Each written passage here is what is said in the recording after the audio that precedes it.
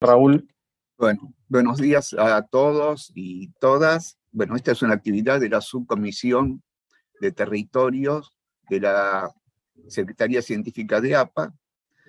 La actividad de hoy es interrogarnos sobre las múltiples sexualidades, la mirada psicoanalítica.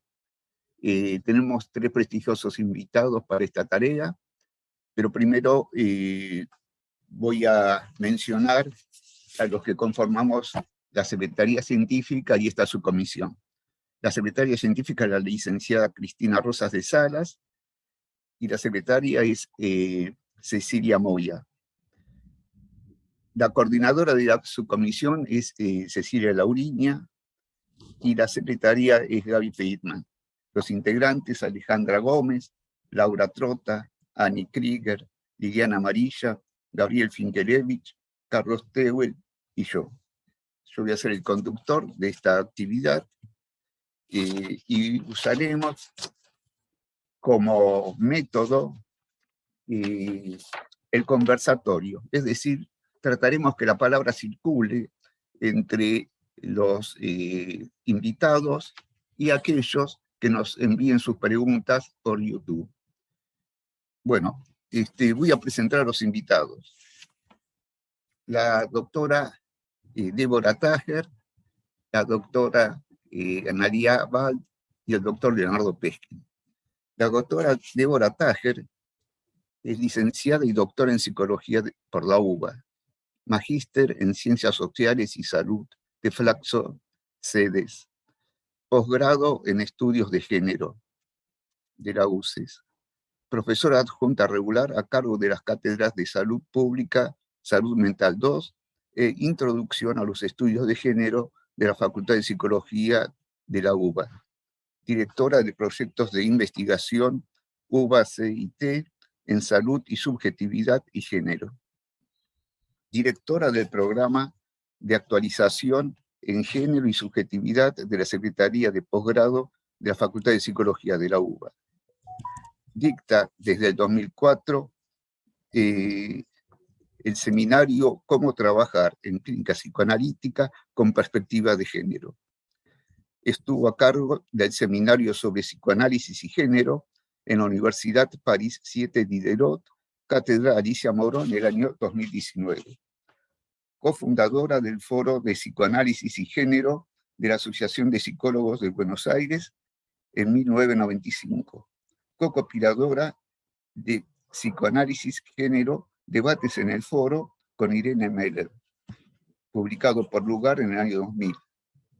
Autora de Heridos Corazones, publicado por Paidós en el 2009, y de Psicoanálisis para Todes, por una clínica post-patriarcal, post-heteronormativa y post-colonial, Topía 2020, que fue traducido al portugués.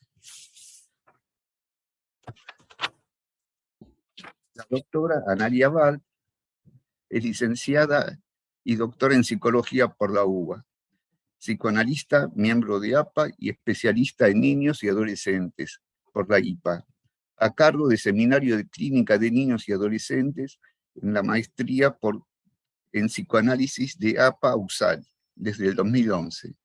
Es profesora adjunta regular de la Cátedra de Psicopedagogía Clínica, directora de investigación UBA-CIT, tratamiento de niños, niñas y jóvenes con problemáticas clínicas complejas, y del programa interdisciplinario de asistencia psicopedagógica con sede en la Facultad de Psicología y el Hospital de Clínicas de la UBA. Supervisora clínica en el Hospital Infanto Juvenil Tobar García desde el 2007. Integrante del Foro de Psicoanálisis y de Diversidades Sexuales y de Género en APA. Evaluadora en el Comité de Investigación de la IPA e integrante de la Directoría Saliente de Niños y Adolescentes de FEPAL. Editora de la revisión en inglés de la revista Caribán. El doctor Leonardo Peskin, médico psicoanalista, miembro titular didacto y profesor de APA, profesor de cursos de grado y posgrado universitarios, miembro de comisiones de asesoramiento y de psicoanálisis, invitado habitualmente a paneles, mesas redondas, jornadas, simposios y congresos en diferentes instituciones psicoanalíticas, numerosos trabajos publicados en diversas revistas de psicoanálisis y varios libros en colaboración. Libros propios, Los orígenes del sujeto y su lugar en la clínica psicoanalítica, y La realidad, el sujeto y el objeto. Bueno, se dan cuenta que tenemos analistas de peso. Bueno, y la idea es que la palabra circule entre los miembros y entre el público que nos está viendo. En primer lugar, la idea es dar 2 preguntas que cada integrante, cada miembro se tome 8 a 10 minutos para contestarlas, y luego una segunda ronda con otras 2 preguntas y el mismo tiempo de respuesta. Luego abriremos las preguntas que por YouTube Gaby nos va a traer. Bueno.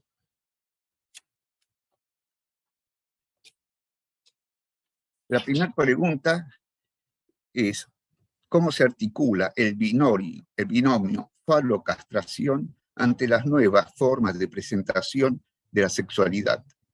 Esto dentro de una segunda pregunta más amplia: ¿cómo pensamos la sexualidad hoy en psicoanálisis? Pensé que la palabra se la podemos dar primero a nuestra invitada, que nos dé APA, la doctora Débora Tájer, luego a la doctora Analia Wald y luego a Leonardo Pesci. Bueno, adelante. Bueno, en principio quiero agradecer la invitación a APA para conversar con estos y estas prestigiosos colegas. Bueno, Analia también es colega de la Facultad de Psicología, es un espacio que compartimos. He tenido una hermosa experiencia de invitación también en un panel 2018-2019, no me acuerdo, con la querida Leticia Glosser en este espacio. Bueno, yo diría a la última pregunta, ¿cómo pensamos la sexualidad hoy en psicoanálisis? Creo que, como siempre la pensamos, digamos, no creo que, pero diría que hay que hacerle algunas revisiones. O sea, me parece que todo el trabajo, por lo menos yo lo pienso en qué se sostiene y qué ya no, ¿no? No digo que nada de lo que pensamos se sostiene, sino que hay que ver qué tenemos que revisar. Y creo que lo que tenemos que revisar y que estamos revisando es la matriz lógica moderna en nuestras concepciones teóricas, ¿no? Somos una disciplina creada en la modernidad y que se ha sostenido durante mucho tiempo en este proyecto, digamos, humano, que ha sido la modernidad, con sus luces y sus sombras, y la teoría tiene sus marcas, como todas las disciplinas, no somos los únicos que tenemos esas marcas, y esas marcas son el binarismo, la matriz jerárquica, atributiva, heteronormada y patriarcal.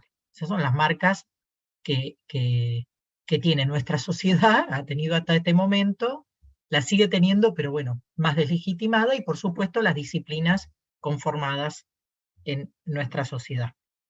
Entonces, yo creo, y ahí volviendo a la primera pregunta, habiendo hecho esta reflexión, que la fórmula binaria falo-castración nos ha servido de alguna manera, porque tampoco, digamos, hasta el momento, porque tampoco funcionaba para algunos temas, ¿no? O sea, había una ilusión de que funcionaba. Yo formo parte de una corriente que podemos denominarla, psicoanálisis y género, feminismo psicoanalítico, como quieran, que ya tiene 50 años, ¿no? A nivel internacional, 40 en el país, y se viene señalando hace muchos años varias cosas, ¿no? Sobre esta lógica. El efecto en la concepción de la femineidad, pensarla en relación con la carencia, la pasividad, masoquismo primario, la maternidad como adultez lograda, digamos. Esta matriz de pensamiento llevó a pensar la feminidad en estos términos, que es parte de lo que venimos revisando hace bastante tiempo. Y también parte de lo que se planteó es la falta de teoría sobre la masculinidad, ¿no? O sea, hay una teoría del sujeto y hay una teoría de la femineidad. Y hay que pensar una teoría de la masculinidad, que es lo que se está trabajando en este momento, hace varios años. Hay varios colegas y varios y varias que vienen pensando cómo desligar la teoría del sujeto, dentro de la teoría del sujeto, que en realidad es androcéntrica, cómo pensar la especificidad de la masculinidad. Y entonces, y también otro digamos, de lo que no cerraba de esta idea de lo fálico castrado es la teoría de la homosexualidad, ¿no? Por un lado, tenemos las reflexiones freudianas muy tempranas acerca de que la pulsión no tiene objeto, por lo tanto la homosexualidad es una sexualidad como cualquier otra, pero, ¿no? Siempre, digamos, se la colocó, o sea, hay una tensión entre las formas de conceptualizarla del lado de la perversión y la famosa prohibición, no tanto expresa, pero sí que funcionó en 1921, de prohibirle a los homosexuales ser candidatos a ser psicoanalistas. Algo que ha funcionado como una, digamos, no estaba escrito en ningún lado, pero ha funcionado hasta hace muy poco tiempo, donde en cualquier asociación psicoanalítica declararse públicamente homosexual era algo imposible con respecto a poder seguir siendo considerado como psicoanalista y recibir pacientes. Algo que está cambiando, digamos, en los últimos tiempos. Entonces, digo, ha servido para pensar la subjetivación y la singularización de sujetos en la modernidad, ¿no? Con la propuesta binaria, mujer-varón, una idea de complementariedad, una idea heteronormada, la suposición de que todos somos heterosexuales, y también reproductivista, ¿no? Las marcas patriarcales, digamos, de la teoría, por ejemplo, el nombre del padre en la teoría lacaniana, digamos, que es solidaria con el monopolio de la función simbólica de los varones en el patriarcado, una falta de teoría de la trascendencia en mujeres, que esto tiene, por ejemplo, efectos en cómo se analiza y cómo no se analiza la identificación con la madre en muchos análisis de varones, una idea de que la maternidad y la feminidad tiene que ver con el apego, la madre como estragante, digamos, son todos efectos de este modo de pensar. Y por otro lado, también la idea universalizante. Todos los sujetos son así, ¿no? Con variaciones, pero son así. Son subjetivados de esta manera. Y este modo, que ya venía siendo criticado, estalló, ¿no? Y estalló porque lo hizo el orden sexual de la modernidad. Aun cuando muchos señalaban sus inconsistencias previamente.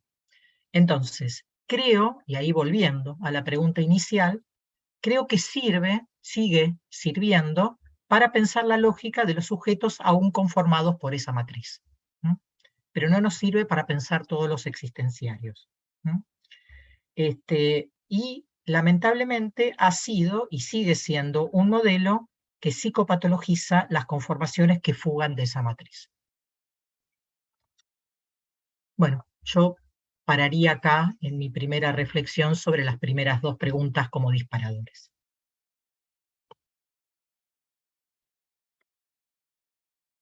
Estás muteado, Raúl.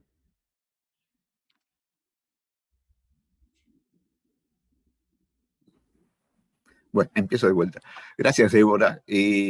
Muy interesantes las reflexiones y ahora te doy la palabra a Analía para que utilices tus 10 minutos.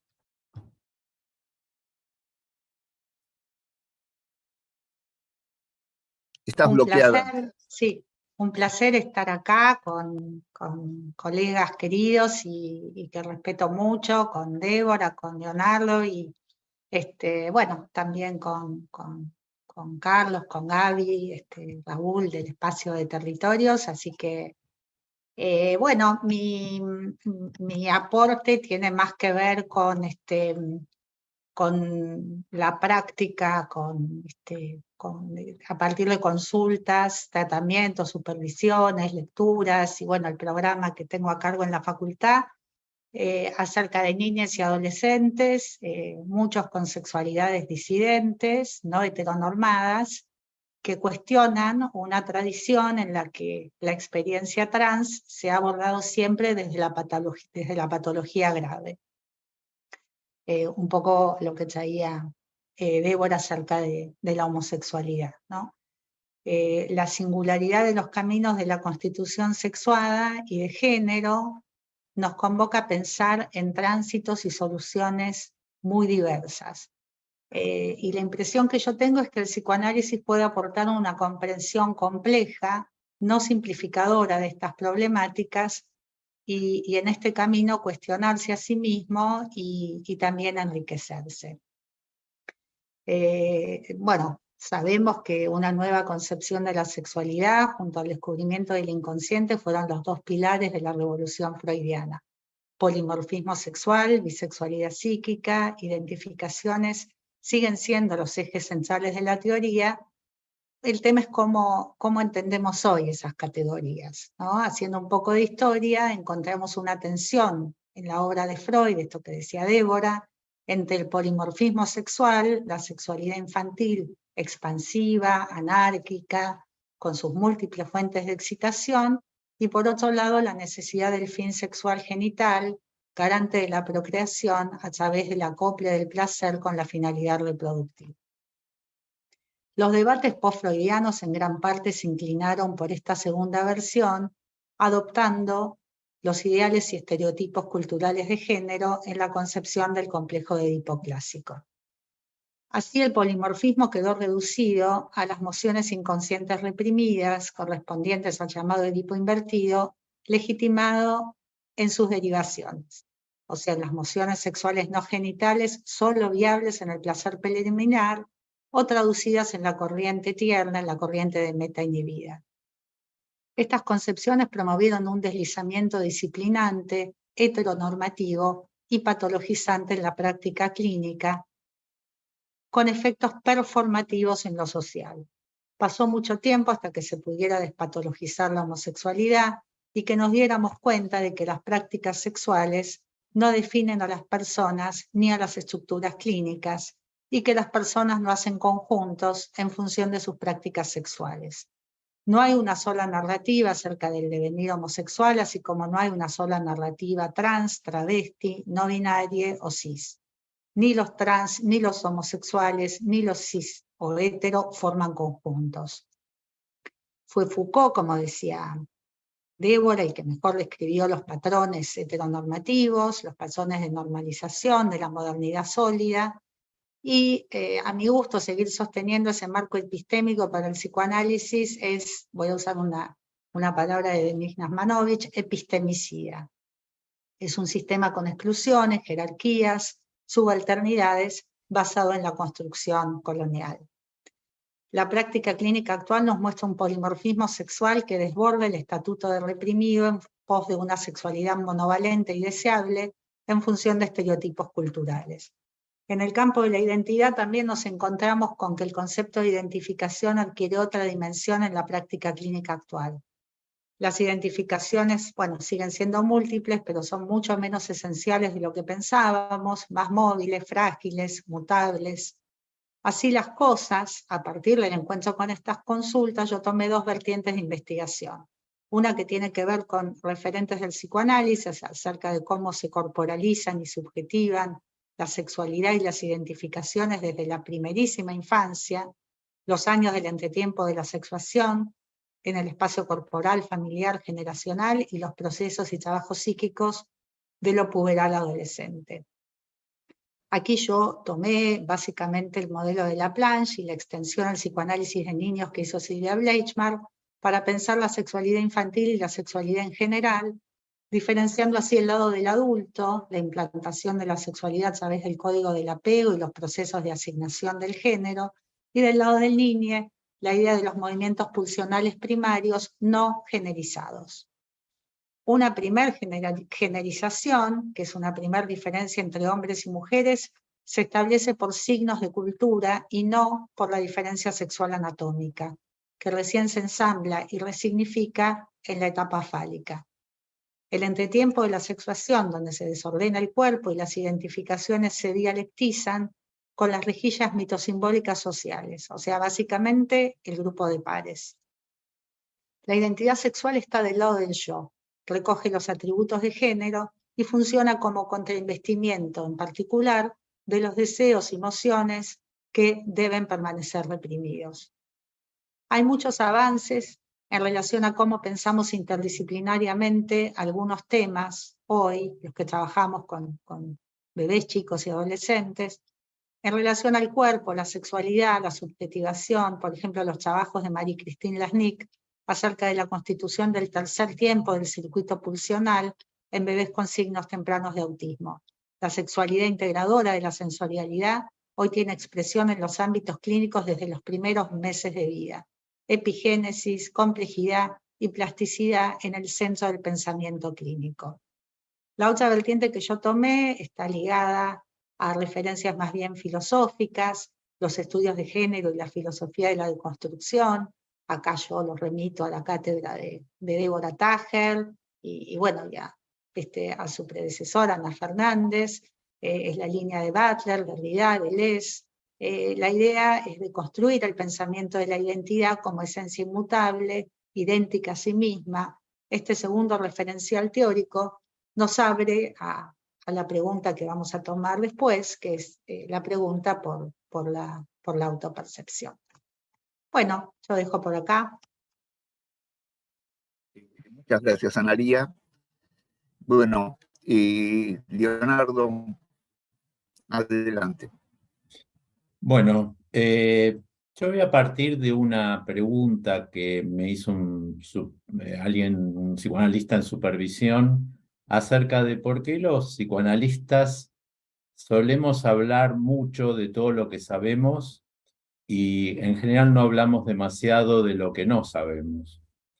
Es una contraposición muy interesante que es mucho más amplia que este tema. Probablemente mi enfoque va a ir a un problema más general que abarca este tema, pero que es de algún modo la esencia de la construcción de la subjetividad en general. Lo que yo intenté responderle a este analista es que solemos padecer del horror vacui, es decir, no podemos dejar que existan dimensiones que no estén cubiertas por el saber. Y uno de los problemas importantes, que depende de la lectura que uno haga de los autores, es que de algún modo quede un área que probablemente sea la más importante para el no saber, es decir, para, si se quiere, la ignorancia, lo que de algún modo Lacan plantea la pasión de la ignorancia como motora esencial de la tarea analítica y del pensamiento. Lo que pasa es que el saber es muy tentador y es mucho más manejable y se lo puede construir y se lo puede asegurar. El problema es que es riesgoso suponer que uno se puede agarrar tanto del saber. Yo acá ya plantearía mi concepción de la dualidad de fálico castrado. Lo fálico es el saber, y especialmente en la dimensión que se lleva el saber a un estatuto de valor extremo. ¿Qué sería falicizar el saber?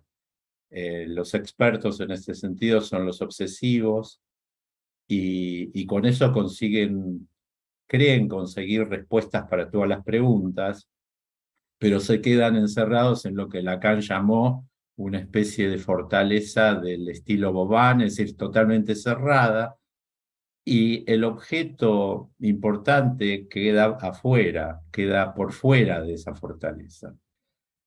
En realidad, la otra dimensión, la de la que yo califico como ignorancia, y que no se trata de un rehuir, un saber posible, sino estar construyéndolo todo el tiempo, que creo que es lo que ustedes van trayendo.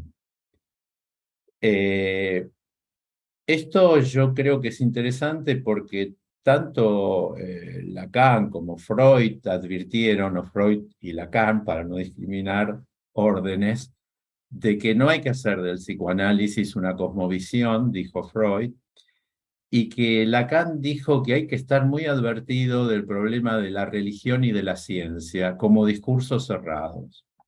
Es decir, que ambos dos, de algún modo, sostuvieron una apertura mucho más amplia de la que se suele tomar, y yo creo que acá hubo políticas eclesiásticas. Por ejemplo, el tema que trajo Débora acerca de la exclusión de los homosexuales de la entrada a las asociaciones es interesante porque fue roto ese precepto desde adentro también, en la medida que hubo analistas que declararon su condición sexual estando por dentro y produjeron los efectos esperables. Y yo lo que diría es que todo el tiempo va a ir pasando eso, que va a haber nuevas rupturas que van a provenir de aquello que yo califico de lo ignorado. Todo esto que estoy planteando de algún modo me va llevando a un eje que yo creo que es orientador general sobre este tema, que es el eje de la pulsión. En realidad yo pienso que tanto Freud como Lacan jerarquizaron de un modo extremo la sexualidad. De hecho, Freud discutió mucho, recuerden la discusión con Jung acerca de la vigencia de la sexualidad, pero de algún modo nunca supieron dónde ponerla. Es decir, quedó en una cierta deriva que yo creo que sigue estando. Como que plantearía que ahí hay uno de los puntos típicos, junto con el problema de la muerte, de lo imposible de ser sabido. Es decir, que no hay una definición posible, neta. Bueno, Lacan directamente lo trae con esas fórmulas lacanianas de no hay relación sexual, es decir, no existe la mujer, ese tipo de planteos absolutos que lo que hacen es patear el saber y abrirlo, lo cual no es fácil y por eso creo que viene bien todo lo que convulsione, lo que sacuda. El único inconveniente que yo vería es el choque entre saberes, es decir, suponer que, por ejemplo, con cambios de la nominación de los pronombres o de lo que fuese, se va a lograr un cambio de esto que estamos tratando de discutir. O es reconsiderando que la sexualidad está íntimamente vinculada con la subjetividad y se construye tan singularmente la posición sexuada como se construye el sujeto en general. Y ahí yo tomaría algunas definiciones interesantes de Lacan acerca de que él justamente lo que dice es que uno, en cuanto a ser sexuado, se autoriza a sí mismo y con algunos otros, dice. Y es lo mismo que él dice para ser psicoanalista. Y los une ambos asuntos. Es decir, que uno al final tiene que autorizarse a sí mismo. Y yo creo que ahí tenemos el gran enigma de las posiciones sexuadas, porque, por lo menos en mi experiencia, no dedicado específicamente a la cuestión, he visto homosexualidades femeninas y masculinas que no siempre terminaban siendo satisfactorias para aquellos que habían elegido esa posición. Entonces ahí yo creo que se juega una cuestión importante acerca de la certificación, bueno, después lo retomaremos con el asunto de la autopercepción, que es haber logrado que la pulsión, no necesariamente el deseo, pero la pulsión, porque el deseo está comprometido por las neurosis, por ejemplo, o está imposibilitado de ser abordado, pero que de algún modo la certificación final del hecho sea que haya un goce posible. Es decir, no una práctica sexual, por ejemplo, en algunos homosexuales obsesivos se ve el servicio al otro, sea hombre, sea mujer, sea lo que venga, pero la oblatividad obsesiva y la dedicación puede ser práctica sexual también. Y no necesariamente los hace ni satisfactorios los actos sexuales, ni felices a los sujetos. Después podríamos hablar de muchos casos, que esto sería lo interesante, ir viendo caso por caso el asunto. Ahora, Yo lo que creo es que, de algún modo, la certificación final, que Freud la ubica en la elección de objeto, y yo diría que Lacan lo lleva más a la solución directa del goce, la pulsión, es lo que daría a esa declaración de sexo o a la posibilidad de que uno diga, se autoriza a sí mismo como una especie de certificación de certeza transitoria. Freud, hay dos líneas que a mí siempre me resultaron muy interesantes en esto. Uno es 3 ensayos de teoría sexual en Freud, que fue uno de los artículos que él volvió a revisar montones de veces y parecía como necesario ir corrigiéndolo en el tiempo. En ese sentido, Freud tuvo una apertura, lo mismo que con otros temas, como la definición de la mujer como continente negro, etc. Tuvo la apertura de dejar la ignorancia flotando lo suficiente como para que uno pueda reabrir y reabrir lo que haga falta.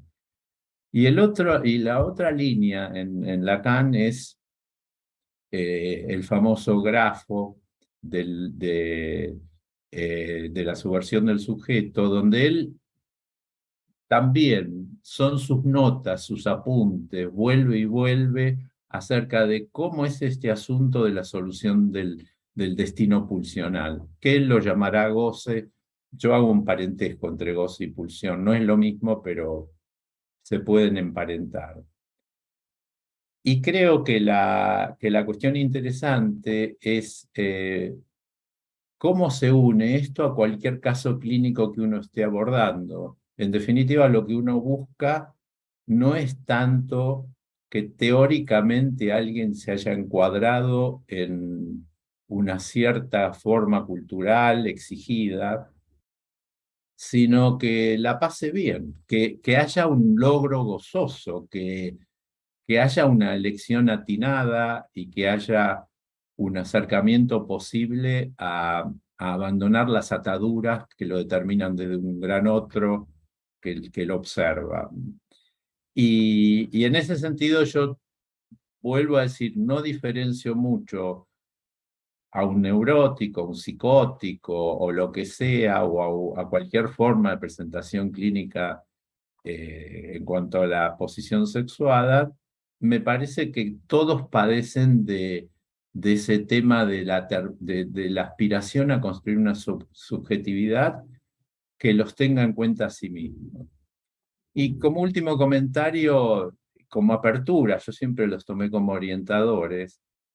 Lacan advierte que renuncia a aquel que no logra introducir en su horizonte la subjetividad de su época.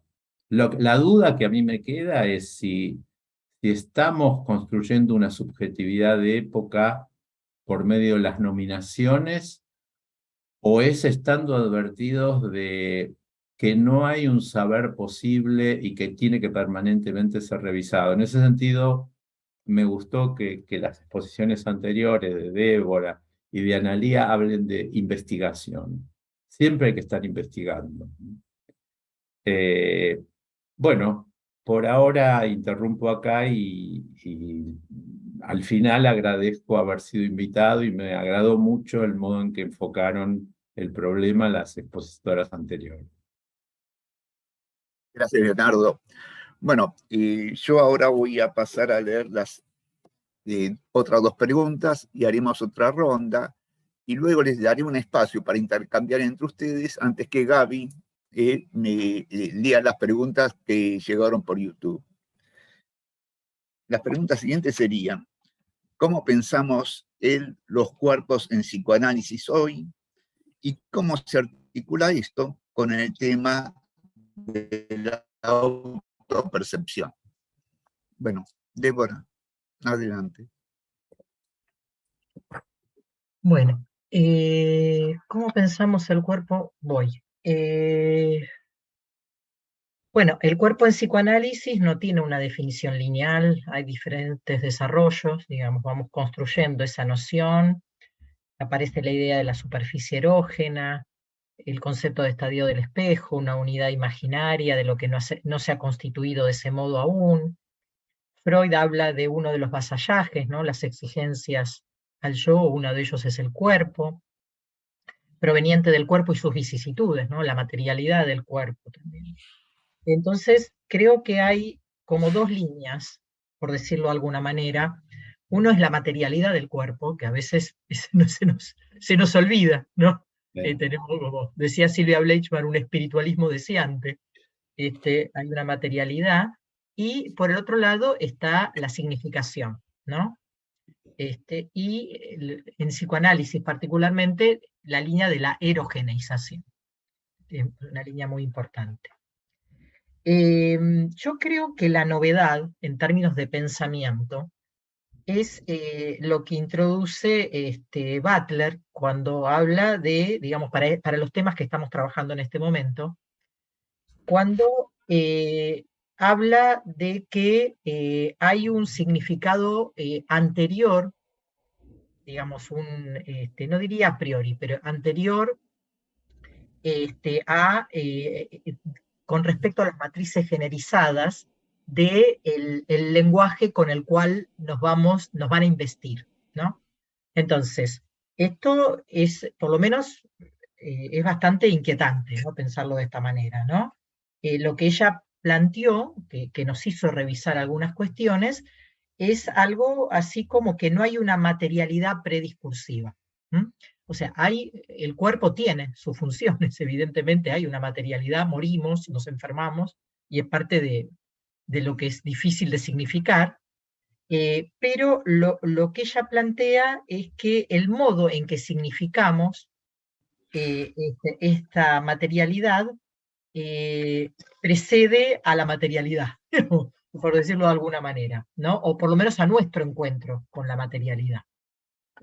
Y esto es muy inquietante, muy interesante y totalmente congruente con el pensamiento psicoanalítico. O sea, me parece que una vez que lo vamos pensando, entonces, y esta significación proviene de la matriz social, ¿no?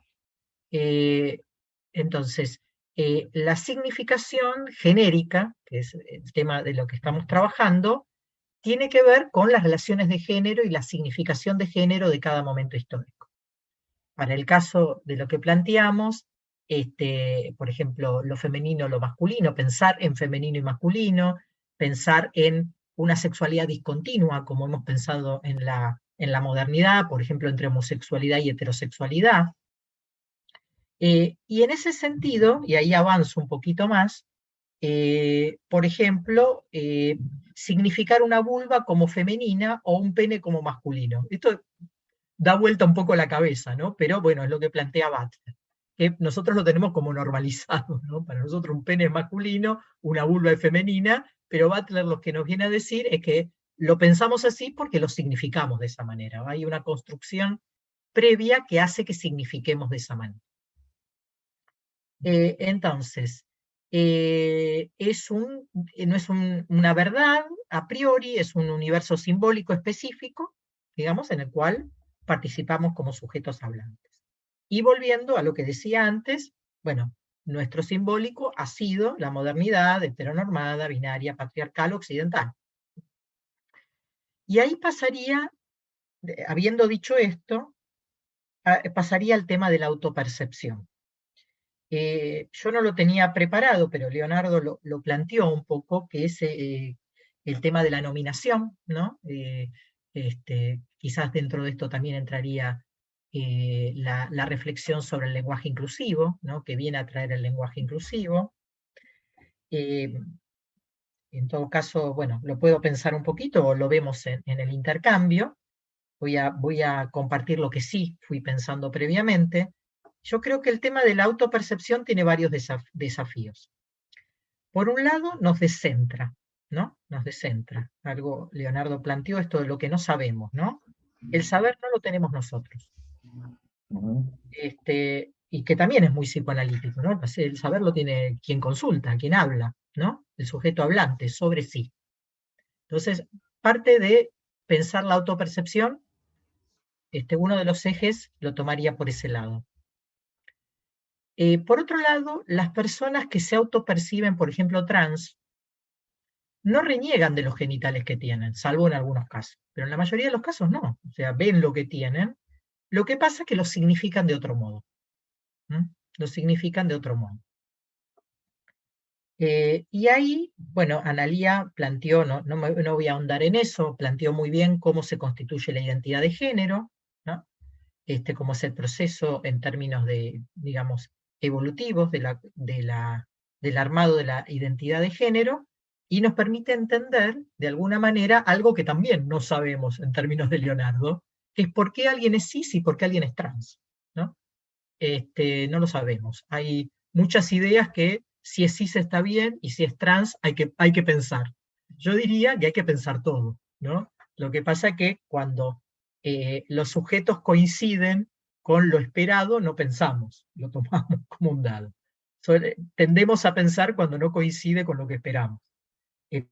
Creo, siendo consecuentes con lo que es digamos, el pensamiento psicoanalítico, hay que pensar todo. Hay que pensar cómo la gente es como es, digamos, cómo adviene a lo que es.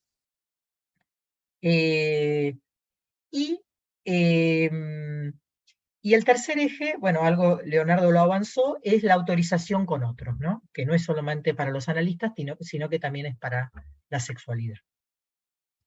Y en este sentido, cambiaron los otros, o sea, hay algo del cambio de los otros, ¿no?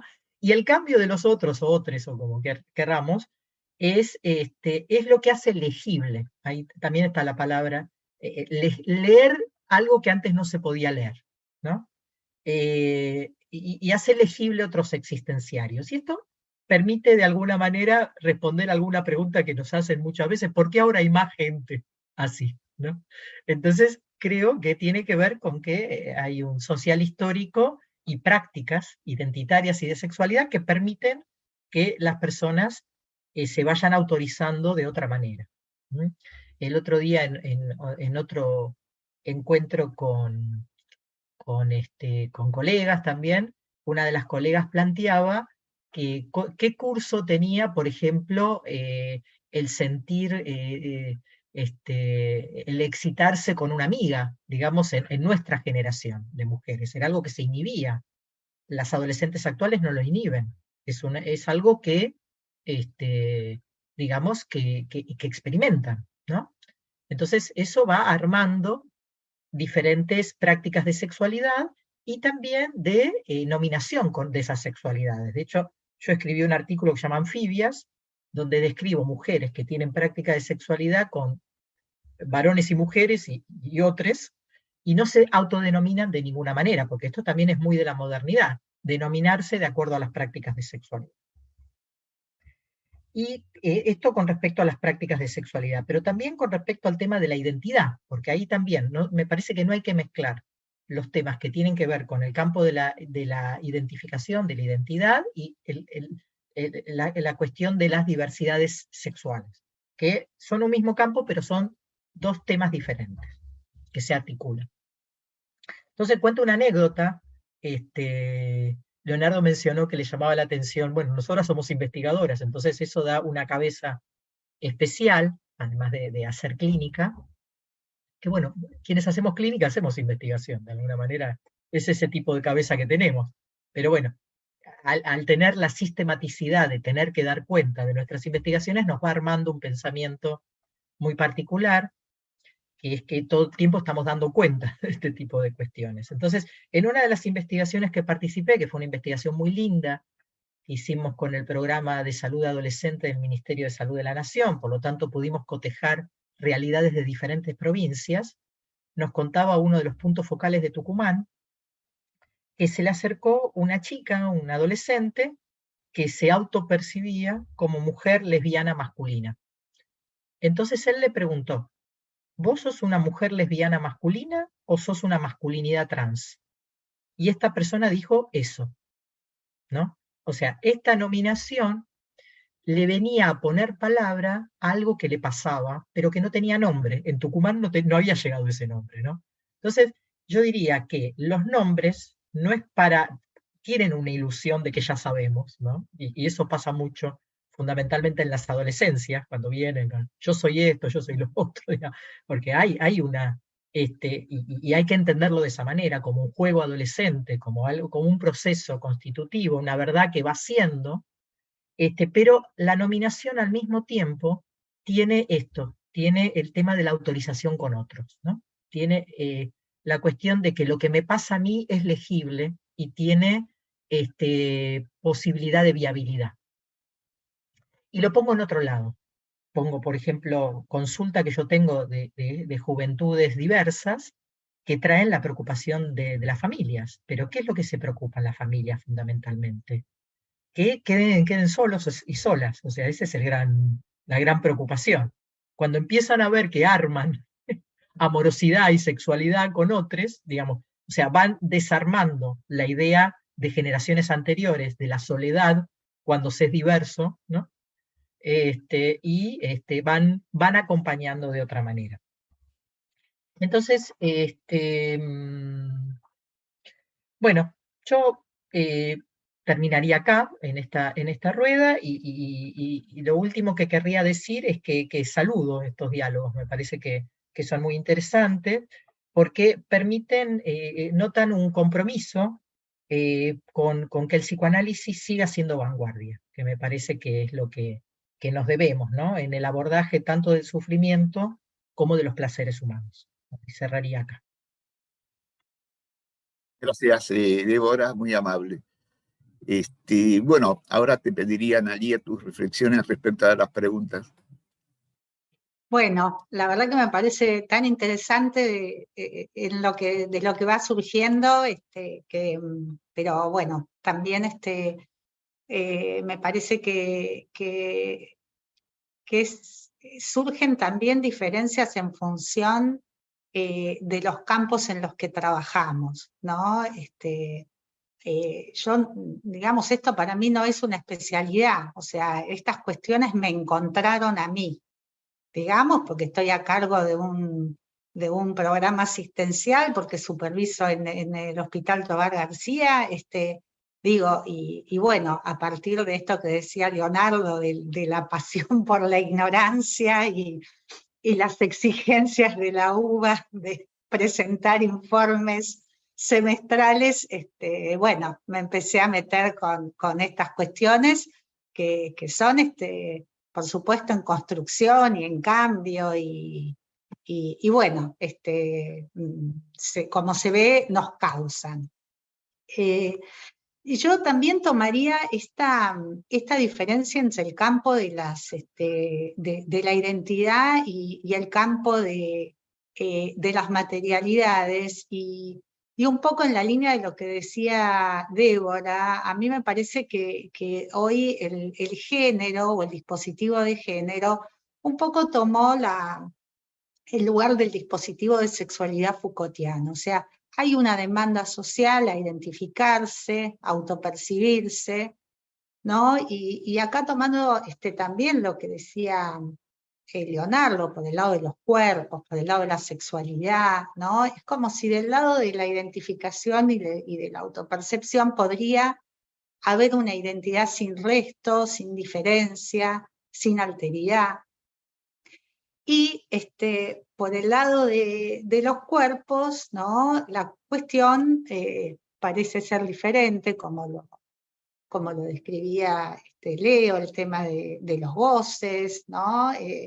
Y de acá surge el concepto de Deleuze, la noción de diferencia sin concepto, justamente, para pensar que lo que nos diferencia no es algo, no es un atributo específico, como sería soy hombre, soy mujer, soy buena, soy blanca, sino que podamos pensar a las personas en el orden de la existencia como singularidades indecidibles, no clasificables.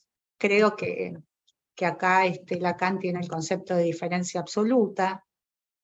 Entonces, me parece que hay una tensión entre la necesidad de identidad de aquello que organiza el yo y la experiencia de cada singular. Esto que tal vez con pacientes adultos no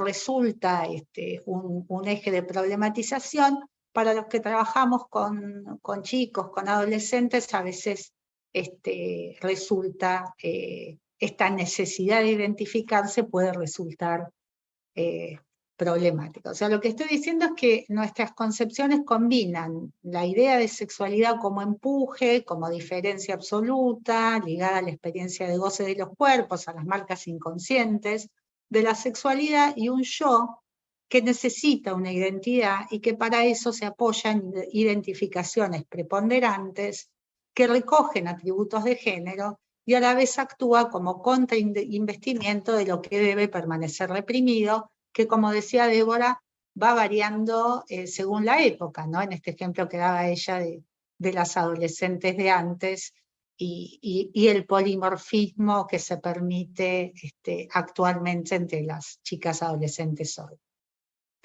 En este marco surge la pregunta acerca del valor de las afirmaciones conscientes de la identidad de género en los analizantes. Por un lado, no podemos, los analistas, no aceptar la declaración del analizante, tenga la edad que tenga. Pero también es cierto que el reconocimiento de la experiencia del analizante no es lo mismo que aceptación y confirmación de esa experiencia. Entonces, alojamos las declaraciones de los analizantes sabiendo que es una asunción yoica que organiza la subjetividad, pero cuya estabilidad, fragilidad y mutabilidad es altamente variable. Para mí, esta complejidad nos diferencia a los analistas de lo que considero que sería una estrategia afirmativa. Nosotros alojamos sin afirmar, permitiendo que el proceso se despliegue y se problematiza en la medida de lo posible. En mi experiencia, esto no suele resultar problemático, salvo cuando los bloqueadores hormonales aparecen en el horizonte.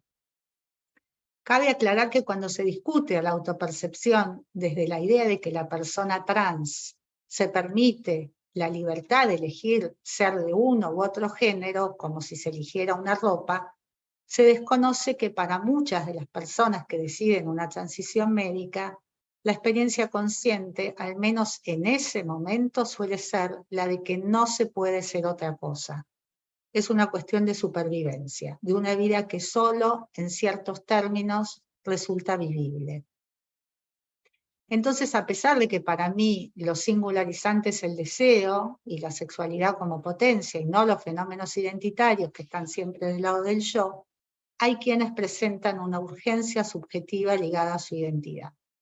A veces las personas se abren a un interrogante y a veces no. Mi impresión es que si el analista se angustia, y pienso que siempre nos angustiamos en este punto, es por las propias angustias de castración, a veces disfrazadas detrás de una concepción prepsicoanalítica de cuerpo, la idea de que hay cuerpo natural que se podría alterar de modo irreversible. La fantasía de que existe una biología pura, y bueno, no hay cuerpo natural, como decía recién Débora, ¿no? Porque el cuerpo se arma y configura en un vínculo de cultura, y cuando alguien nace, la asignación de un género, como decía Débora, viene con una serie de instrucciones acerca de qué es ser varón o mujer en esa sociedad, cómo se comportan cuerpos. Y además hemos incorporado a nuestras vidas biotecnología, técnicas de reproducción, trasplantes, cyborg, cirugías estéticas, inhibición hormonal de pubertades precoces. Entonces, me parece que es conveniente saber que la idea de cuerpo que tenemos responde a condicionantes históricos de nuestras visiones de lo humano que se están modificando drásticamente. Yo creo que si aceptamos que no hay cuerpo natural, nos angustiamos un poco menos y podemos acompañar mejor los procesos singulares de los niños y jóvenes, aceptando que las angustias de fragmentación, de castración, muchas veces son nuestras. En lo personal, y esto entiendo que es un debate, no diferencio estas urgencias de otras, donde los pacientes priorizan la acción, la transformación real de sus condiciones materiales de vida, a la demora o la postergación por vía del pensamiento. Pero entiendo que este es un punto de debate. si la modificación corporal para ajustarse a cierta identidad de género está dentro del abanico de posibilidades, depende de la concepción de cuerpo que manejamos. Por supuesto, entran aquí en juego cuestiones bioéticas y aún antropológicas. ¿Entendemos al cuerpo sexuado como un objeto a modificar para ajustarse a la identidad o como un límite sobre el cual construirla? Cualquier discusión implica explicitar cuáles son los supuestos de normalidad o normalización detrás de nuestra concepción acerca del cuerpo y la sexualidad. Debate necesario para el psicoanálisis porque las categorías son las mismas, pero el mundo es otro y entonces se requieren de nuevas semantizaciones. Bueno, hasta acá. Muchísimas gracias, Analía. Bueno, Leonardo, tus minutos. Bueno, yo creo que acá hay una cuestión obvia, pero que vale la pena subrayar, que es que de algún modo estamos discutiendo el desarraigo instintivo de la especie, que es un modo de plantear la carencia de un modo determinado y específico, aunque incluso donde rige el instinto, que puede ser en los animales, también hay movilidades posibles, no está todo determinado, pero tienen un poquito más pautado qué es lo que tienen que hacer. Vienen con una especie de software genético que les permite, más que el humano, que es carente en mayor medida, no del todo.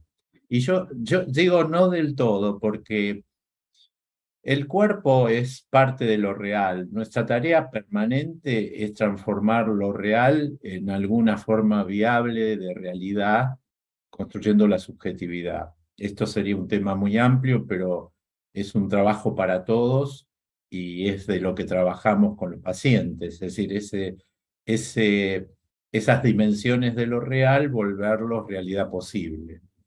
Ahora, yo creo que si bien no hay un cuerpo natural, hay un cuerpo real. Y ese cuerpo real tiene características, tiene matices. No es lo mismo medir 1,90 que 1,50, no es lo mismo cierta anatomía que otra. Ahí retomaría un poco el debate freudiano de que la anatomía es el destino, no en el sentido solo sexual, sino la belleza, la fealdad, las modalidades corporales, las restricciones, etcétera, pesan. Ahora, todo eso es una tarea continua de transformar ese real en algo que uno pueda soportar. Y eso no es una elección voluntaria ni narcisística yoica, es un logro enigmático. Yo restituyo el valor del enigma junto al de la ignorancia. Y plantearía un tema general, que es que hay que lograr armar un anudamiento. En las categorías lacanianas sería de los registros, lo que fuese, pero cada uno hace el nudo como puede. Y ese nudo no es definitivo. Ese nudo implica generalmente síntomas, inhibiciones, puntos no logrados, etc. Y yo diría que a veces se logra algún grado de estabilidad, pero siempre es relativo. Es decir, incluso un tema bastante interesante para estudiar y que lo he vivido clínicamente es, por ejemplo, las homosexualidades tardías. Personas que redefinen su posición sexuada en la madurez o aún más tarde. Vuelvo a la idea de que esto estaba anticipado por Freud, la homosexualidad en ciertas circunstancias puede emerger. Él hablaba de las prisiones, no sé, los lugares donde se ve forzada de algún modo a elegirse, pero formaría parte de esto que yo llamo el nudo, o que es el encuentro entre eso que ustedes caracterizaron bien, que es la cultura, el discurso circundante, la historia discursiva en la que uno se desarrolló, y el encuentro con el cuerpo como real que uno tiene. Freud dice una cosa muy interesante en ese sentido, que incluso atribuye a las caricias o al cuidado corporal materno la erogenización del cuerpo, y que de algún modo es una inscripción. Esto tiene mucho que ver con lo que Lacan plantea de la escritura. Se va inscribiendo en el cuerpo lo que pueden llegar a ser eventualmente zonas gozosas. Y las experiencias traumáticas también determinan predisposición a zonas gozosas. Por ejemplo, chicos abusados que tienden a inclinarse a la homosexualidad. Pero yo a todo esto le daría un valor muy dinámico y donde yo resitúo nuevamente lo enigmático es cómo se termina produciendo cierto anudamiento entre lo simbólico, que es la cultura, el entorno, los padres, la influencia del discurso, etcétera, y un cuerpo que lo acepte, pero no como nosotros aceptándolo. Yo creo que es importante aclarar que cuando Lacan dice uno se autoriza a sí mismo, no es un hecho voluntario yoico, es que de golpe se dio. Es como que hubo algún tipo de cuestión que excede a las partes. Es lo que de algún modo requeriría pensar que las cosas se acomodan de determinada manera y continuamente. Volvamos a la idea lacaniana de apertura y cierre del inconsciente, que no está todo el tiempo ya sosteniéndonos, de a momentos opera, de a momentos no. Ejemplo, las psicosomáticas, donde de golpe el inconsciente no operó y la ligamos en un cuerpo que enferma. O también probablemente tengamos que pensar en que ciertas transformaciones y cambios hormonales que algo mencionaron cambian en el tiempo y predisponen a nuevas formas, y así podríamos enumerar montones de cuestiones. Eso me llevó a mí, en un artículo que escribí sobre polimorfismos sexuales, a plantear lo que en definitiva creo: todos somos queer, es decir, todos somos raritos, en el sentido de redefiniendo permanentemente cómo ponernos. Y creo que sí vale la pena enfatizar, no hay cuerpo natural, pero hay cuerpo real que tiene sus cualidades. Por ejemplo, algo bastante obvio y que siempre me llamó la atención es que ciertas personas tienen aptitudes para ciertas cosas que son dadas. Por ejemplo, un oído musical o una aptitud para cierto tipo de práctica deportiva, yo qué sé, o cualquier tipo de cuestión está predeterminado. ¿Qué va a pasar con eso? Iremos desde los logros hasta las frustraciones. Pero no nos olvidemos que el cuerpo tiene sus predisposiciones genéticas y sus características reales. Yo tengo la impresión de que los temas que estamos viendo hoy, si no se consideran en toda esta amplitud, pueden estar siendo tomados solo en el plano de la simbolización, en una especie de transformación cultural para que pasen otras cosas con los cuerpos. Y me parece que ahí no es donde se da la cuestión. La cuestión excede eso y lo veremos en el tiempo. Es como si uno dijese, hay que dar tiempo a ver cómo se acomoda la cultura de este momento. Un ejemplo muy interesante es cuando hace 30, 40 años veíamos un tatuado, lo veríamos como hecho singular, un expresidiario, un marinero, y hoy no hay gente sin tatuajes. Es casi difícil recorrer las calles sin ver tatuados. Y eso es una muestra de la transformación del planteo corporal con un factor cultural imaginario que se impuso. Bueno, yo lo que quisiera un poco plantear es como de modo muy general que no olvidemos que los temas que estamos discutiendo en cuanto a cuestiones de género no son diferentes al resto de los temas que discutimos en cuanto al tratamiento de los casos clínicos, ya sea neurosis, sea psicosis. Y a mí no me asusta mucho el término perversión, no lo vinculo a la perversidad ni a algún grado de degeneración, nada por el estilo. Quizás parte de las renominaciones son influenciados por los prejuicios culturales, pero no hay problema, cambiemos el nombre perversión por predisposición subjetiva a la desmentida. No sé, habría lo mismo que el tema de goce femenino, bueno, goce desligado a la palabra, es decir, quizás tengamos que cambiar, pero siguen siendo lo mismo conceptualmente. Bueno, paro en este momento. Muchas gracias, Leonardo. Bueno, les pediría a ustedes si quieren interactuar respecto a lo dicho, mientras Gaby prepara las preguntas que hayan surgido por YouTube. ¿Puedo? Sí. Sí, sí, sí. Okay. Yo señalé algunas cuestiones escuchándolos hablar, ¿no? Me gustó mucho cuando Analía habló de epistemicida, ¿no? Trayendo a Denis Nachmanovich, ¿no? Me pareció un concepto fundamental de las dificultades que a veces tenemos y terminamos matando la posibilidad de pensamiento. Por otro lado, creo que sí que hay novedad. O sea, a ver, yo tengo un artículo que dice, con el psicoanálisis solo no alcanza, sin el psicoanálisis no se puede.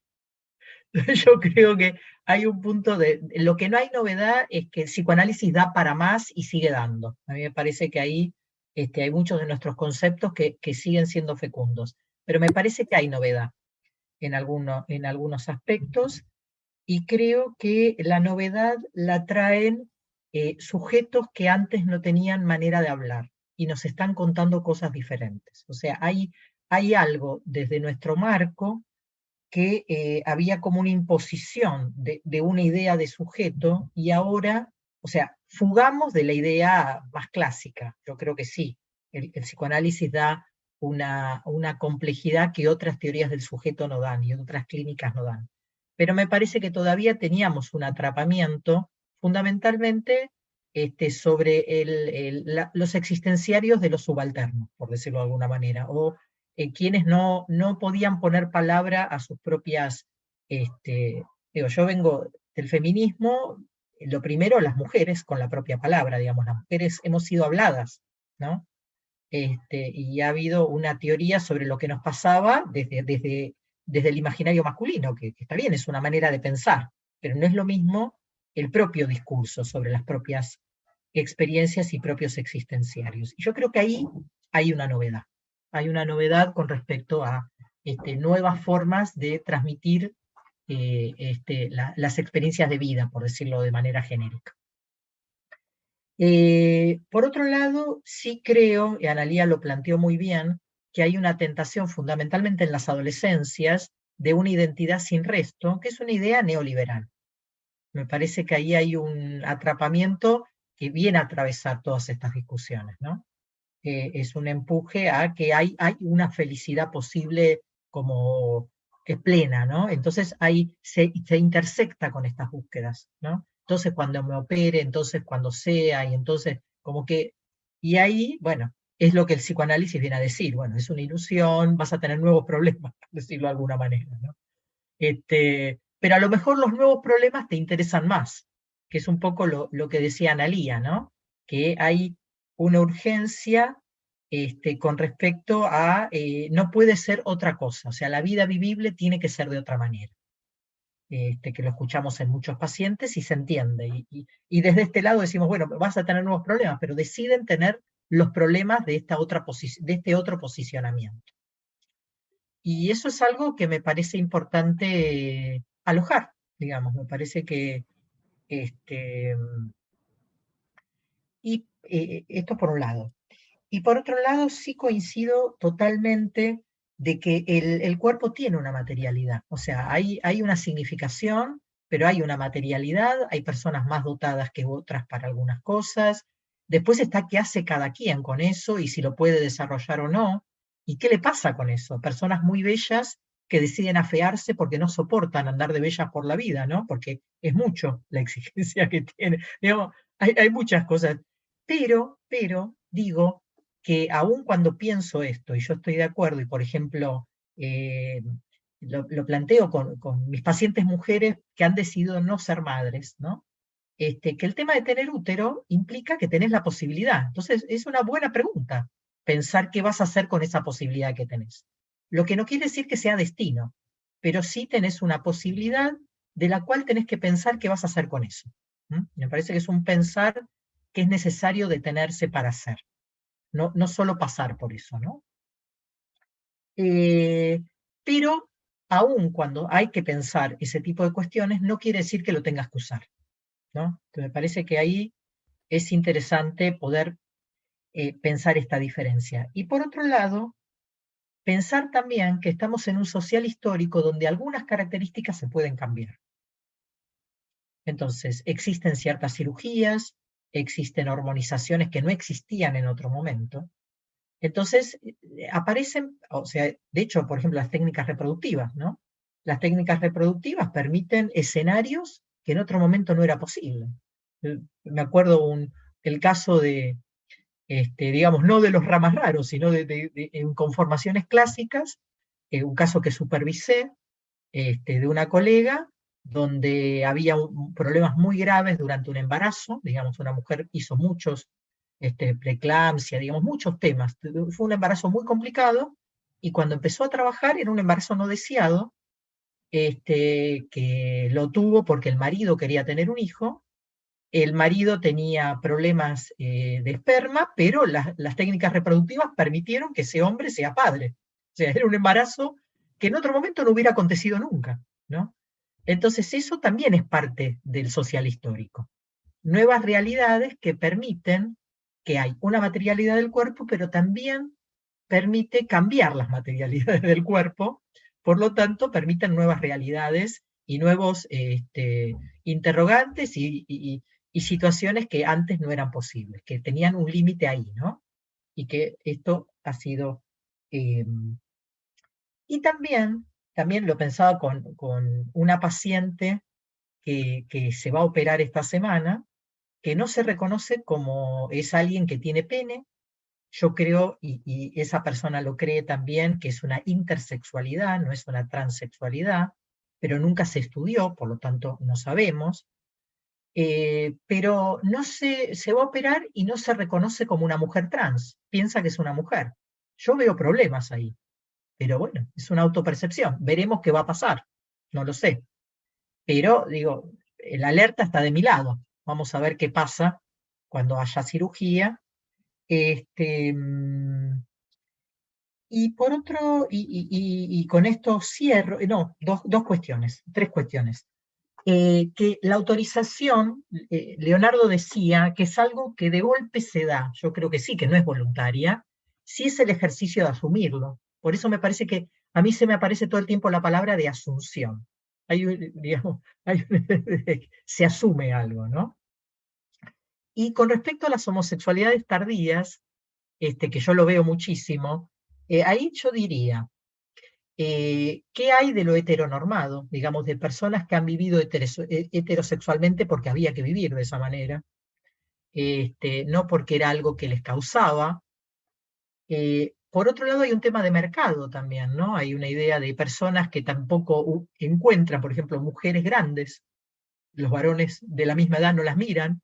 Esto yo lo había escuchado hace 20 años en Brasil, ¿no? Que estaba pasando mucho mujeres grandes que empezaban a tener pareja con mujeres, y acá está empezando a pasar también, como compañías posibles.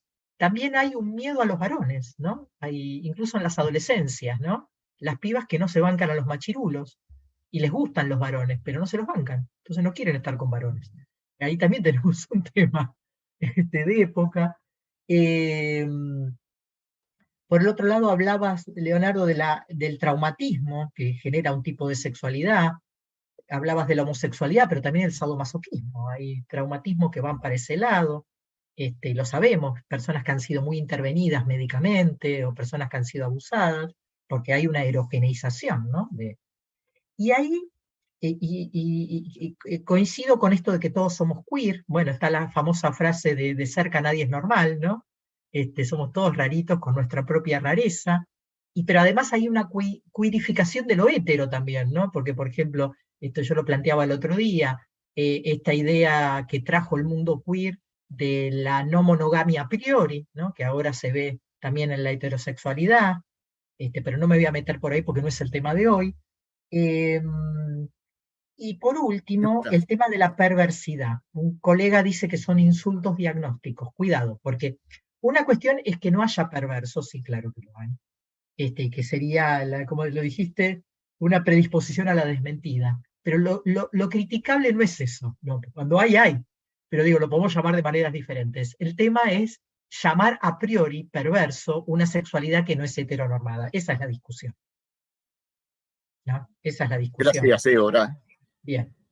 Sí, yo quisiera Bueno. hacer un comentario, sí, o primero Analía quizás, ¿no? Dale. Analía. Sí, yo bastante breve. Por un lado, esto que traía Débora acerca de la identidad y la relación con el neoliberalismo.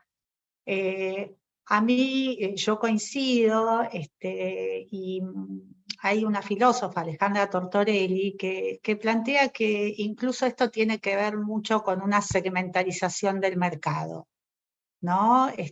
Consumos segmentarizados, que demandan, digamos, targets, digamos, ¿no? Hay productos para homosexuales, productos para...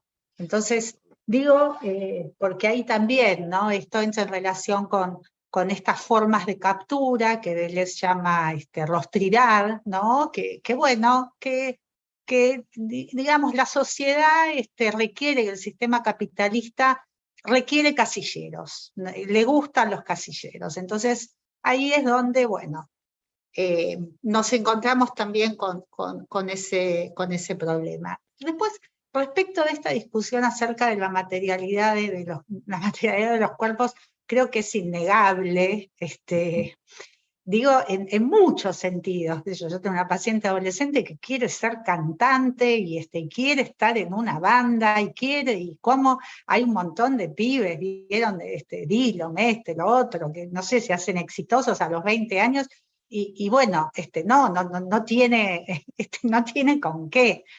Y ahí hay una roca, ¿no? Sabemos esto, la roca. Sí. Ahora, también, como decía Débora, está la posibilidad de cambiar, están las tecnologías, y yo creo, digo como pregunta, no nos espantamos con un trasplante, no nos espantamos cuando alguien recibe un trasplante cardíaco, y sí nos espantamos cuando alguien que es internado por un intento de suicidio y requiere una vaginoplastía, nos parece como, uy, ahí, ¿qué? ¿Cómo? ¿No? Entonces, digo, ahí me parece, esto es un poco lo que yo decía de nuestras propias angustias de castración, nuestra propia sexualidad, nuestro propio cuerpo, nuestra propia integridad corporal. Digo, como para debatir, ¿no?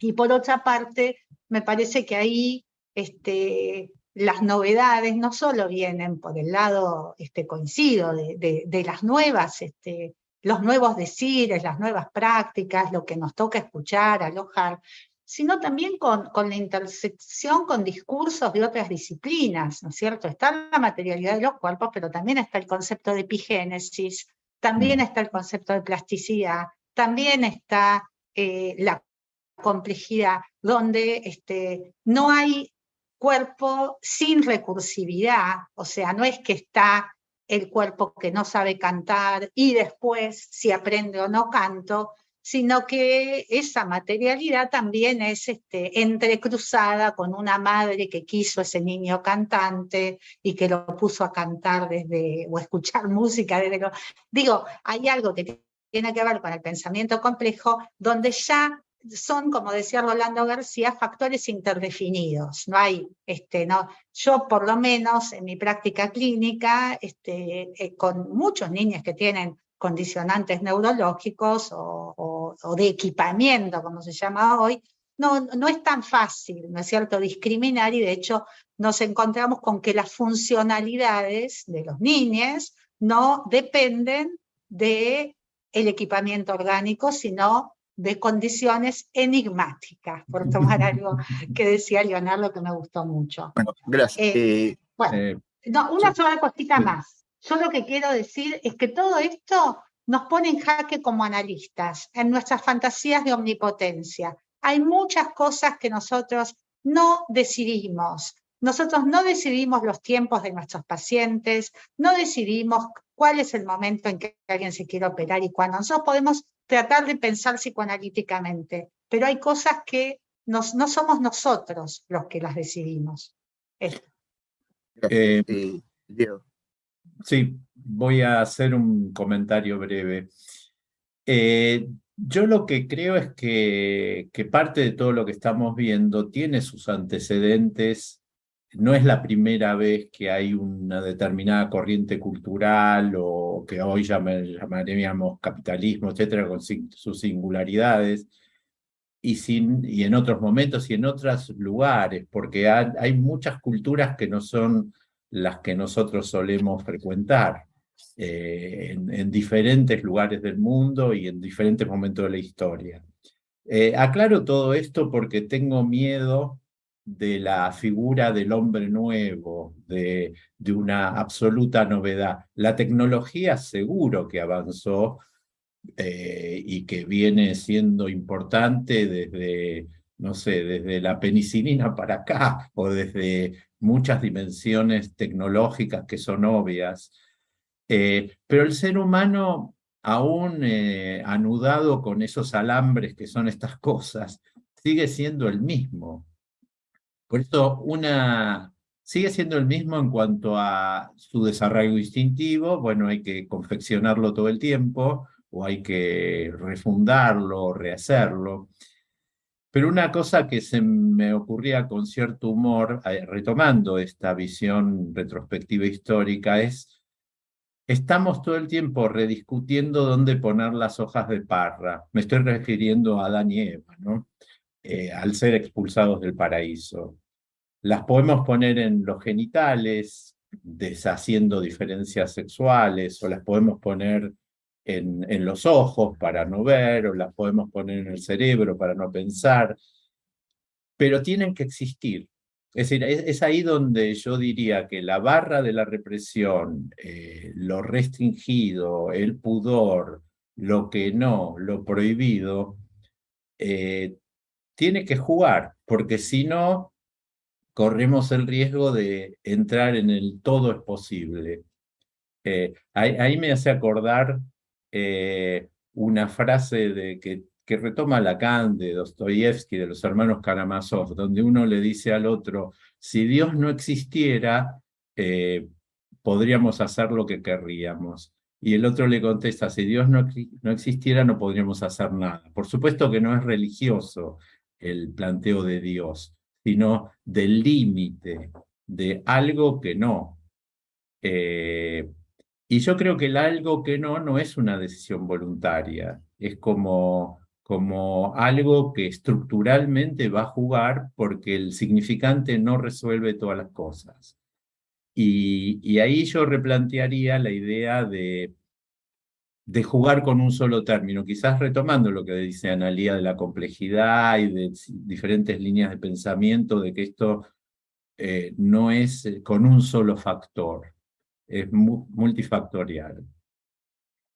Y creo que lo que se está dando ahora es un rediseño de la represión, de la clásica represión, si se quiere, freudiana o lacaniana o la que se quiera tomar, que está pasando por otros lados, y que lo que sería interesante es si esa atenuación del efecto represivo se puede modular o produce fenómenos, digamos, que que no podrían llegar a ser problemáticos. Por ejemplo, el ejemplo que trajo Débora, si esa operación que hoy en día se puede dar en una persona que no es tan seguro si está eligiendo adecuadamente, si no termina siendo un exceso, que no puede no ser terrible, estamos llenos de excesos, pero muchas cosas pueden ser excesivas, como lo que yo decía de los tatuajes o de cualquier cosa, de cualquier elemento excesivo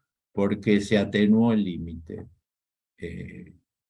Y algo más, en estos días estaba leyendo una tesis de maestría sobre la influencia de los nuevos modos discursivos sobre lo políticamente correcto. Y una idea que aparece ahí, que es muy interesante, es que cuando uno incluye un nuevo término, por ejemplo, cuando Analía decía niñes en vez de niños o niñas, uno necesariamente excluye. El que incluye, excluye. Y esto es un problema estructural. Es decir, aunque estemos excluyendo a los que piensan diferente o estemos excluyendo a los que no adscriben siquiera esas nominaciones. Es decir, no existe la inclusión absoluta, o sería un problema, la pretensión de inclusión absoluta. Leonardo. Gaby, ¿por qué no pasás las preguntas que te llegaron? Bueno, hay muchas preguntas, evidentemente creo que van a quedar para otra vuelta, para una tercera ronda, si es posible. Me parece que se va a poder armar y quedan invitados. Leo algunas. Bueno, todas felicitaciones, por supuesto.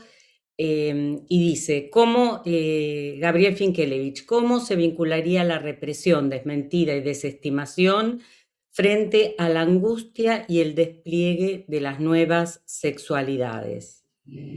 Luego, Cari Maticoli dice, gracias por la presentación y los comentarios, qué interesante lo que plantea Peskin acerca del significante enigmático y la importancia del objeto asistente que libidinizara o no al cuerpo infantil. Laura Trota dice, la cultura oferta objetos hoy, sobre todo desde la medicina como hormonizaciones y operaciones, y la posición del analista frente a estas demandas, sobre todo en la clínica con niños y adolescentes, pregunta cómo lo piensan. También Annie Krieger dice que es muy frecuente escuchar el que hay que acompañar, el deseo de hormonizar, etcétera, etcétera. ¿Está presente allí el deseo del analista? ¿No? ¿Cómo se puede pensar el deseo del analista en estas presentaciones? Y también está en consonancia con otra pregunta que ella hace, que es su preocupación acerca de la posición del analista en la dirección de la cura en relación al posible tropiezo con las ideologías y el empuje a las cirugías. No sé si sigo, porque no sé si va a dar lugar a que se... Bueno, el tiempo ya está pasado, pero si quieren 5 minutos más nos van a dar. Ok. Hago otras preguntas más. Entonces, Ale Gómez dice, muy interesante lo que plantea Peskin sobre el rediseño de la represión, si podría ampliar un poco sobre este concepto. Laura Trota también le pregunta a Débora qué quiere decir con que ve problemas en el caso que presentó de la operación próxima de su analizante. Bueno, y luego felicitaciones, el nivel de intercambio, bueno, hay mucha gente que habla del alto nivel de intercambio, de los nuevos conceptos que traen, el nivel, bueno, felicitaciones a los tres. Yo voy a agregar una pregunta, y es, ¿se puede excluir el fenómeno que estamos viviendo a nivel social, a nivel psicoanalítico, de las posturas de género, del discurso capitalista y cómo el discurso capitalista o el neoliberalismo actualmente puede influir en el posicionamiento subjetivo de cada sujeto. Está Patricia Day pidiendo la palabra. Hace Eso. rato. Patricia Day pedía la palabra. Pasa que no habíamos escrito las preguntas, pero bueno, Patricia. No, voy a tratar de ser muy sintética. Coincido con lo de la anatomía es el destino y lo articularía con lo que acaba de decir Raúl. O sea, Freud en un momento, en una respuesta a los comunistas, les dice que está muy bien lo de la igualdad y que él es un judío pobre, sufrido, que no puede estar en contra de la igualdad.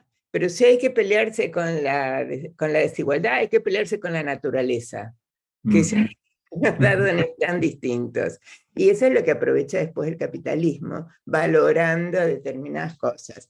Bueno, y después me encantó lo de Débora, lástima que no voy a tener tiempo, con lo del devenir, ¿no? Yo lo que siento en mi propia vida, 76 años, es que desde el unisex acá, las cosas fueron fluyendo y cambiando.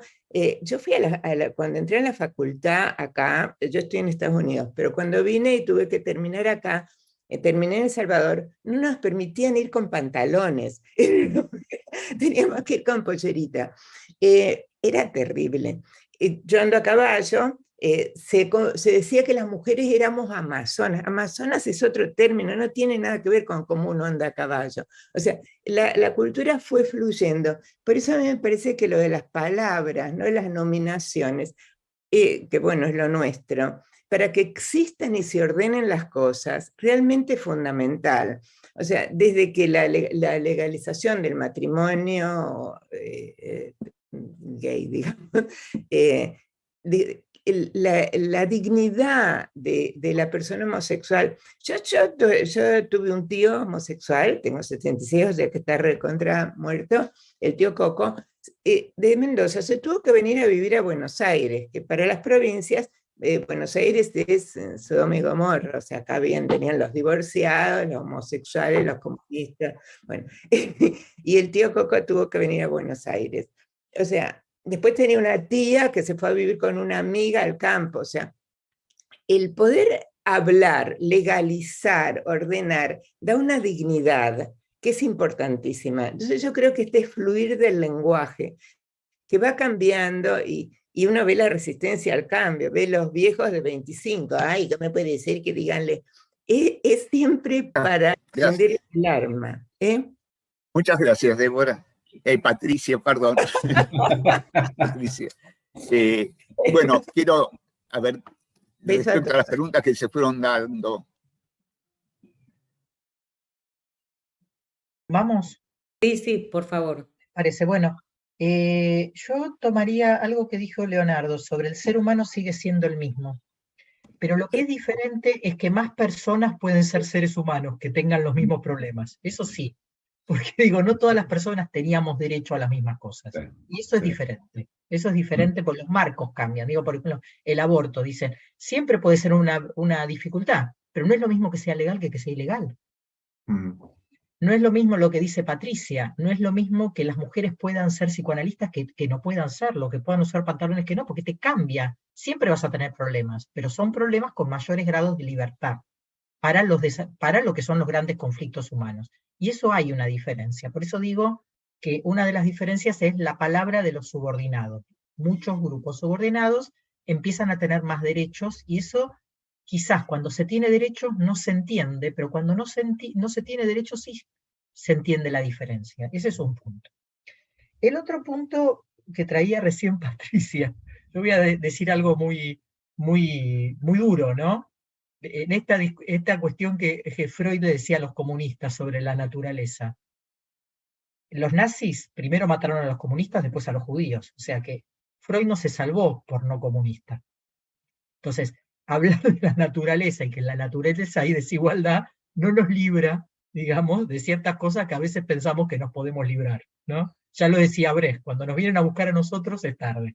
Entonces, digo, ahí hay un tema, Mata a los inteligentes, bueno, siempre. mata a los que cuestionan el status quo, los que cuestionan que la naturaleza marca que la desigualdad es natural, por decirlo de alguna manera, ¿no? Ese sería como el tema. Y por último, quiero retomar algo que Raúl trae como preocupación. Hay que deslindar qué es de lo nuevo de los movimientos emancipatorios y qué es del neoliberalismo. Porque el neoliberalismo siempre trata de toda novedad convertirla en mercado. Y nuestro trabajo es deslindar, no nos podemos confundir. No podemos decir, como dicen algunos colegas, el feminismo, los movimientos de la diversidad son parte del neoliberalismo. Eso es un error. Es un error de, ¿cómo es la palabra que dijiste? Epistemicidio, me parece, ¿no? No corresponde que homologuemos eso. Me parece que nos tenemos que tomar el trabajo de diferenciar qué de los mandatos del mercado, cómo el mercado se apropia, de todo se apropia, y qué es lo legítimo de los movimientos emancipatorios, digamos, y qué es la palabra que vienen a decir. Y yo cerraría con esto. Gracias, Débora. Leonardo. Sí, yo una cosa que quisiera decir es que, digamos, pongo en la lista de lo real el tipo de discurso de época, es decir, el nazismo o el neocapitalismo. Es decir, a mí me parece que esas cosas van a aparecer, lo mismo que las tecnologías, etc. Me parece que el discurso psicoanalítico tiene que ocuparse de la singularidad. Es decir, es como si uno dijese, bueno, ¿y cómo aquella persona le impacta y se las arregla con eso que se le impuso? Por supuesto que si no, yo me volvería como un militante político, que puedo serlo, pero me parece que como psicoanalista yo tengo que dar respuesta a aquello que se produce en cada uno con eso que se vino encima, sea, no sé, la pandemia, sea el discurso capitalista, sea lo que venga, la inflación o cualquier tipo de fenómeno, a ver cómo se puede responder desde la subjetividad a eso y en qué medida hay una respuesta posible para armar una cierta realidad. Yo por eso no es que desprecie los cambios, sino lo que temo es la idea de una absoluta novedad. Vos hablabas de lo novedoso. Hay nuevas novedades. ¿Cuáles son las últimas noticias? Y uno empieza a leer y ve que siempre hubo últimas noticias, o si no, la amenaza del fin de la historia, y se ve que la historia continúa. Es decir, me parece que hay que tener cuidado de no creer que vivimos en una excepcionalidad totalmente cambiada, y que tenemos que seguir defendiendo. Yo creo que la esencia del psicoanálisis que es una pregunta frente a eso que pasa, ¿no?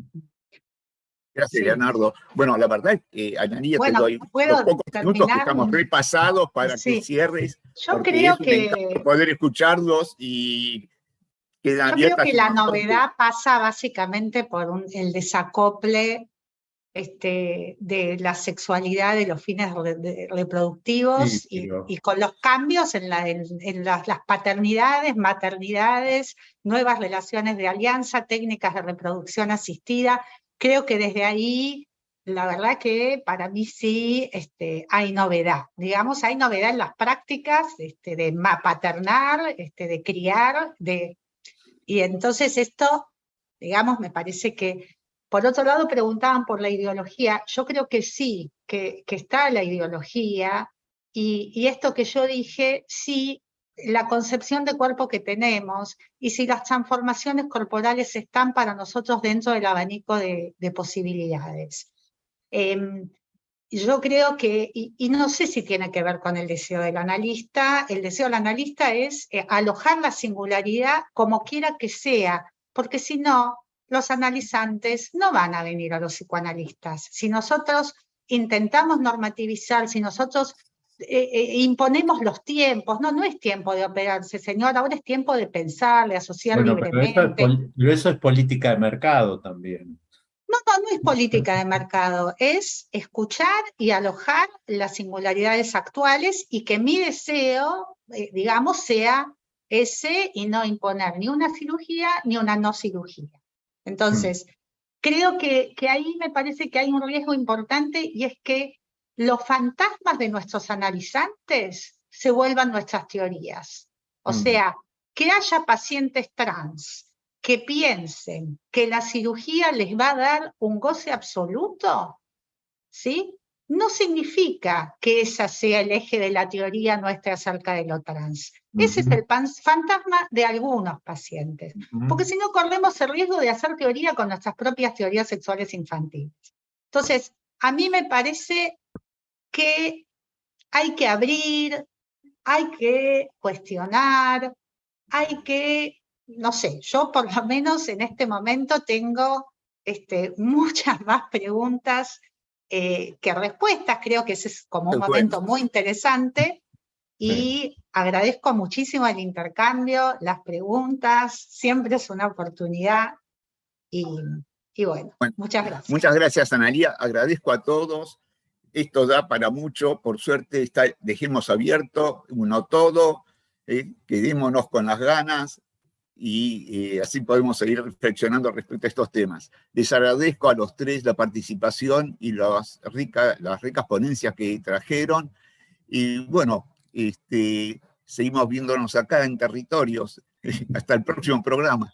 Bueno, un placer, Leo. Primera mesa fuera de nuestro espacio de trabajo. De compartir con ustedes y bueno, para mí fue muy interesante poder escuchar el discurso que traen ustedes como las que investigan en la cuestión, ¿no?